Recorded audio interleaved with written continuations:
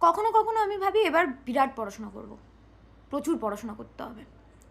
ঠিক যখন পড়াশোনা করি তখন মনে হয় থাক, জবে ঢুকে যাই, হাত খরচাও আসবে, দুটো পয়সা আসবে। জব করতে করতে বেশ খানিক দিন পর মনে হয় কন্টেন্টটা ক্রিয়েট করি, মন থেকে ভালোও লাগবে, প্লাস কম বেশি কিছু না কিছু এসেও যাবে। সিমিলারলি আমার আবার প্রত্যেক দিন রাতে ঘুমোতে যাওয়ার আগে মনে হয় কি আমি কালকে সকাল সকাল ঘুম থেকে উঠে যাব, ঘুম থেকে উঠে মেডিটেশনটা করতে হবে, নিজেকে কাম রাখতে হবে, কেউ কিছু বললে আমি চট করে রিয়্যাক্ট করে দেবো না, অনেক কিছু ভাবি আমি।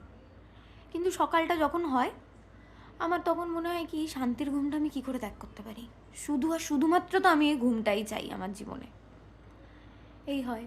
তারপর আবার কিছু কিছু সময় কোনো কোনো রিলেটিভ, আমার শুভাকাঙ্ক্ষী নাকি যেই হোক, কেউ কেউ এসে বলে মাম তোর এটাই বয়স, ঘোর ফের আনন্দ কর, মজা কর, এই সময়টা আর ফিরে আসবে না, জীবনে আরও রেসপন্সিবিলিটি আসবে, তখন কি করে সব করবি।